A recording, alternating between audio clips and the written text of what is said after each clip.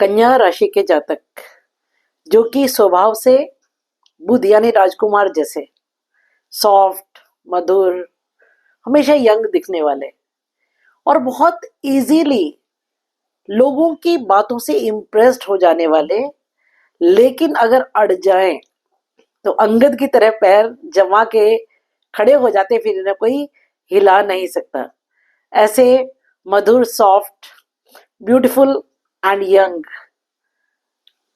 कन्या राशि के जातकों को मेरा प्रणाम है।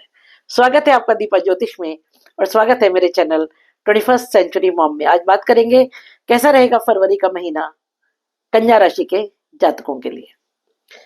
तो एक अच्छी खबर यह है कि 28 जनवरी से शुक्र उच्च के होकर के आपके सप्तम भाव में आ गए हैं 4 महीने के लिए और आपके फर्स्ट हाउस पर, यानी कि आप पर खुद, फर्स्ट हाउस हम खुद, हमारा हेड, हमारा हार्ट, हमारी बॉडी, हमारे विचार, आचार, हमारा ऑरा, हमारी पर्सनालिटी, हम जो भी कुछ है वो फर्स्ट हाउस है। हम पर शुक्र की पूर्ण दृष्टि, जिसे संजीवनी दृष्टि कहा जाता है, अमृत संजीवनी, जो मरे हुए को जिंदा कर दे, ऐसी संजीवनी दृष्टि पूरे 4 महीने रहेगी। हालांकि इसमें बीच में शुक्र वक्री भी होंगे, अस्त भी होंगे, पर फिर भी शुक्र सप्तम भाव में रह करके बहुत अच्छा परिणाम देंगे। राहु की भी पूर्ण सप्तम दृष्टि रहेगी और बुध 27 फरवरी से आपके सप्तम भाव में आएंगे। आप कहेंगे मैडम फर्स्ट हाउस की बजाय आप 7th हाउस को क्यों डिस्कस कर रही हैं? तो इसलिए डिस्कस कर रही हूं क्योंकि वैदिक एस्ट्रोलॉजी में किसी हाउस में किसी प्लेनेट का प्लेसमेंट जितना इंपॉर्टेंट है, उससे ज्यादा इंपॉर्टेंट दृष्टियां हैं कि उस हाउस को कौन कौन से ग्रह देख रहे हैं और कौन सी दृष्टि से देख रहे हैं। मधुर दृष्टि से देख रहे हैं कि क्रूर दृष्टि से देख रहे हैं। फॉर एग्जाम्पल शनि की जो 3rd दृष्टि है वो बहुत क्रूर दृष्टि होती है, तो शनि जब तीसरी दृष्टि से किसी को देखेंगे तो वहां अच्छे परिणाम नहीं होंगे। लेकिन शुक्र जब अपनी पूर्ण सप्तम संजीवनी दृष्टि से किसी घर को देखते हैं तो ये बहुत अच्छी स्थिति है। फर्स्ट हाउस में आपके केतु है, आपको आध्यात्मिक बनाएगा। अपने ऊपर आप अभी तक ध्यान नहीं दे रहे थे, आप पूजा पाठ आध्यात्मिकता की तरफ जा रहे थे और एक विरक्ति की भावना थी। हालांकि राहु सप्तम में बैठ करके पूर्ण दृष्टि से देख रहा है, पर केतु किसी से इंप्रेस नहीं होता है, वो तो साधु है। उसके लिए तो हीरा, पन्ना, सोना और मिट्टी सब एक समान है, लेकिन शुक्र के लिए तो वैसा नहीं है। तो जब शुक्र अब 28 जनवरी से अपनी पूर्ण दृष्टि से आपके फर्स्ट हाउस को देखेंगे तो क्या होगा? यहाँ पर शुक्र की पूर्ण दृष्टि, राहु की पूर्ण दृष्टि, सप्तम दृष्टि, बृहस्पति की पंचम दृष्टि और मंगल की चतुर्थ दृष्टि होगी। तब जब मंगल वक्री है, आपके कामों में तेजी आएगी, आपका एनर्जी लेवल एकदम शूट अप करेगा, आप सौंदर्य की तरफ जाएंगे। इंटरनल ब्यूटी, एक्सटर्नल ब्यूटी, मैं दोनों की बात कर रही हूँ। आप अपने लुक्स पर ध्यान देंगे, अपने स्किन पर, अपने हेयर पर, अपने कपड़ों पर, अपनी ज्वेलरी पर। आप नया वाहन, नया मकान, नई गाड़ी, नया फर्निशिंग, कुछ जो सौंदर्य को बढ़ाने वाली चीजें हैं उनकी तरफ जाएंगे और आपके जीवन में प्रेम आएगा, क्योंकि शुक्र किसका कारक है? प्रेम का, वैभव का, धन का, संपदा का और संतति का। तो जो लोग संतान सुख के लिए अग्रसर हैं उनके लिए ये बहुत अच्छा समय है। धन, सुख, वैभव, संतति तो आएगी ही आएगी इस समय, तो उसके लिए जो लोग प्लान कर रहे हैं दे कैन गो फॉरवर्ड। बात करें दूसरे घर की, तो दूसरे घर में तुला राशि जिसके स्वामी शुक्र उच्च के हैं। दूसरा घर कुटुंब, वाणी, धन, संपदा। जब दूसरे घर का स्वामी सप्तम भाव में बैठा हो तो व्यापार से धन, लाइफ पार्टनर से धन, बिजनेस पार्टनर से धन, और दूसरा घर धन के संचय का है। घर धन आएगा कितना वो हम देखते हैं 11वें भाव से, और संचय कितना होगा, जोड़ कितना पाएंगे उसमें से हम, वो हम देखते हैं दूसरे भाव से। तो दूसरे भाव का स्वामी जब सप्तम भाव में बैठा है तो बिजनेस से, लाइफ पार्टनर से, बिजनेस पार्टनर से जो धन आएगा उसको आप संचय कर पाएंगे।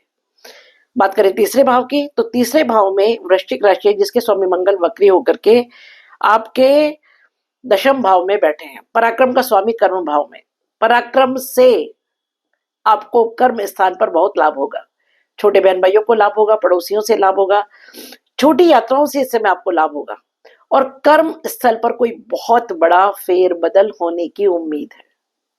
इतना बड़ा फेरबदल कि आप सोच नहीं सकते हैं। मंगल एनर्जी, मंगल उत्साह, मंगल सेनापति, मंगल हमारी धमनियों में बहने वाला रक्त, जब मंगल वक्री होगा तो क्या होगा, उसकी जो गति है वो बहुत बढ़ जाएगी, उसकी चेष्टा बल का मतलब है एफर्ट, एनर्जी ऑफ एफर्ट, काम को करने की इच्छा, काम को करने की शक्ति और काम को करने की दृढ़ता बढ़ जाएगी। तो कर्म स्थान पर कोई बहुत बड़ा अच्छा बदलाव, कोई प्रमोशन, कोई ट्रांसफर, कोई न्यू जॉब, और गवर्नमेंट के घर में बैठा हुआ है, 10वां घर आसमान का है, राज्य का है, राज्य के घर में बैठ करके वक्री हो रहा है, तो राज्य से कोई लाभ, सरकार से लाभ, कोई ऐसे रुके हुए प्रोजेक्ट, कोई ऐसी चीजें जो रुकी हुई थी वो अब आपको 100% फलीभूत होंगी, वो जो रुके हुए काम थे वो अब बन जाएंगे। बात करें चतुर्थ भाव की, तो चतुर्थ भाव में धनु राशि है जहां मंगल की पूर्ण सप्तम दृष्टि है। चतुर्थ भाव भूमि का घर है, भवन, वाहन, माता का घर है। चतुर्थ भाव आपके पैतृक स्थान का घर है, पब्लिक का घर है। यहाँ जब मंगल की सप्तम पूर्ण दृष्टि होगी, और वो भी तब जब वक्री है, तो आप कोई भूमि, भवन, वाहन खरीद सकते हैं, पैतृक स्थल पर कुछ बहुत अच्छा कर सकते हो, और पब्लिक के साथ आपकी डीलिंग बहुत अच्छी इस समय होगी। जो लोग पॉलिटिक्स में या किसी भी रूप में पब्लिक डीलिंग में, ऑकल्ट में है, सोशल मीडिया में है, फिल्म इंडस्ट्री में, उनके लिए एक अच्छा समय होगा ये। एक चीज का ख्याल रखना बहुत जरूरी है, आप लोग बोलते हैं मैडम आप खराब चीजें नहीं बताती है, खराब चीजें भी बताती हूँ, अब बता रही हूँ। वो ये है कि कोई भी डिसीजन मेकिंग में थोड़ा सा ख्याल जरूर रखें, विशेष रूप से इस बात का कि आप जल्दी में आगे कोई निर्णय ना ले लें, इसका विशेष ख्याल रखें। बात करें आपके पंचम भाव की, तो यहाँ बुध है 11 फरवरी तक, और सूर्य है 13 फरवरी तक, और बृहस्पति की नवम अमृत दृष्टि है, बहुत अच्छी स्थिति है। सूर्य यहाँ के कारक है, क्योंकि काल पुरुष की कुंडली में पंचम स्थान किसका है, सिंह राशि का, तो अपने ही घर में, अपने ही घर में बैठे।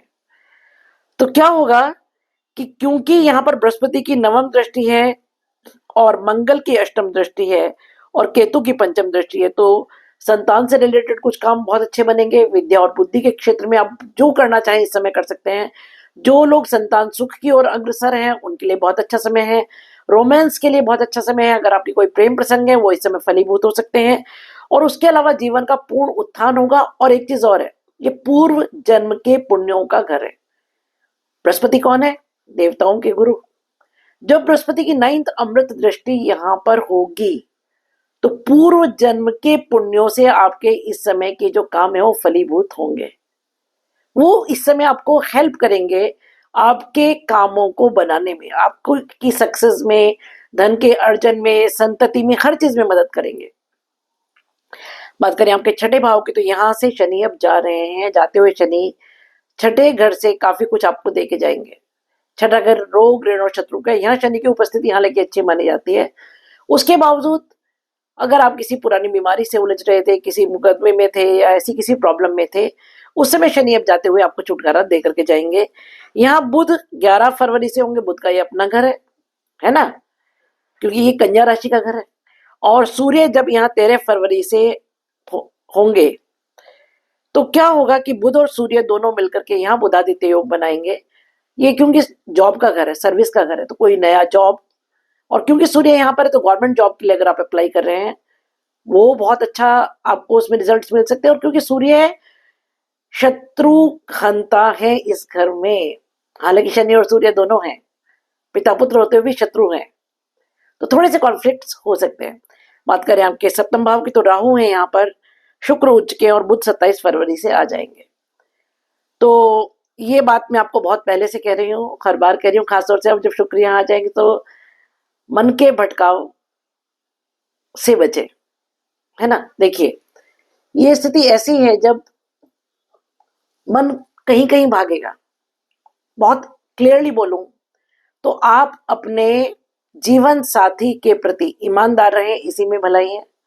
और अगर नहीं रहेंगे तो फिर कुटाई के लिए भी तैयार रहिए, क्योंकि जब शुक्र राहु के साथ आता है तो राहु एम्पलीफायर, शुक्र क्या है, प्रेम, शुक्र वैभव, शुक्र सुख, शुक्र अभिलाषा, हर प्रकार के सुख की अभिलाषा, और राहु एम्पलीफायर। और राहु आपको सुझाता है 100 गलत रास्ते, तो सही रास्ते पर रहिएगा, क्योंकि अगर आप सही रास्ते पर रहेंगे तो ये सप्तम भाव आपको बहुत कुछ दे जाएगा इस समय, बहुत कुछ। बात करें अष्टम भाव की, तो यहाँ पर मेष राशि और शनि की तीसरी दृष्टि है। ये आयु और मृत्यु का घर है। थोड़ा सा व्हीकल चलाते समय ध्यान रखें, और हेल्थ का थोड़ा सा ख्याल रखें। अगर आपको कोई हेल्थ इश्यूज है तो चेकअप जरूर कराएं अपना। बात करें नवम भाव की तो उसकी वल्ले वल्ले है, क्योंकि बृहस्पति मार्गी हो रहे हैं 4 फरवरी से, और वो भी शुक्र के घर में। इस समय सबसे अच्छी बात यह है शुक्र और बृहस्पति का राशि परिवर्तन है आपस में। बृहस्पति शुक्र के घर में और शुक्र बृहस्पति के घर में। Wow, beautiful situation. भाग्य इस समय जबरदस्त साथ देगा, विशेष रूप से 4 फरवरी के बाद। 4 फरवरी के बाद कोई बहुत गुड न्यूज आपको मिलनी चाहिए। कोई ऐसा काम जिसके लिए आप बहुत समय से कोशिश कर रहे थे पर भाग्य साथ नहीं दे रहा था, वहां भाग्य इस समय पूरा दम लगा देगा। बात करें आपके दशम भाव की तो मंगल वक्री है। दशम भाव में मंगल उच्च के होते हैं, ठीक है, और दशम भाव आसमान का घर है, ये ऊंचाइयों पर लेके जाते हैं आपको। मंगल जब यहां पर वक्री होंगे तो कर्म स्थान पर कोई बहुत बड़ी छलांग आप लगाएंगे, बहुत बड़ी छलांग, अनएक्सपेक्टेड, जिसकी आपने उम्मीद नहीं की होगी और कल्पना भी नहीं की होगी। बात करें आपके 11वें भाव के तो 11वें भाव में 11 फरवरी तक बुध की दृष्टि है, 13 फरवरी तक सूर्य की दृष्टि है, और राहु की दृष्टि है पंचम यहां पर, जहां राहु कारक होते हैं। क्यों? क्योंकि कुंभ राशि के स्वामी है राहु शनि के साथ। तो अचानक कुछ लाभ, अचानक कोई इच्छा पूर्ति, कोई बहुत बड़ा काम इस समय बनेगा। बात करें 12वें घर की तो 12वें घर में शनि की सप्तम दृष्टि है, बुध की सप्तम दृष्टि और सूर्य की सप्तम दृष्टि है अपने ही घर पर, क्योंकि यहाँ सिंह राशि बैठी है। गवर्नमेंट से रिलेटेड कुछ काम आपके, विदेश से रिलेटेड, प्रोजेक्ट से रिलेटेड, कोर्ट कचहरी से रिलेटेड अगर हैं, या कोई डॉक्यूमेंटेशन से रिलेटेड बचे हुए थे आपके, वीजा पासपोर्ट से रिलेटेड कुछ थे या कोई और डॉक्यूमेंटेशन था, वो इस समय बहुत आसानी से क्लियर होंगे। ये है मेरी प्रिडिक्शन इस महीने के बारे में। कुछ रेमेडीज मैं आपको बताना चाहती हूँ जो आपको करनी चाहिए। देखिए, राहु सप्तम भाव में है, सरस्वती पूजा कीजिए इसके पहले कि राहु कुछ बड़ा कांड आपसे कराते। उसके अलावा शनि जा रहे हैं छठे भाव से और इसके बाद सप्तम भाव में आएंगे। वैसे भी मंगल भी वक्री है, तो हनुमान चालीसा या सुंदरकांड जरूर कीजिए। अगर आप ये 2 चीजें भी कर लेते हैं तो बहुत हद तक आपका कल्याण होगा। अगर वीडियो पसंद आए तो लाइक, शेयर और सब्सक्राइब कीजिए। मिलते हैं एक ऐसे ही वीडियो के लिए बहुत जल्दी। तब तक स्टे हैप्पी, स्टे ब्लेस्ड।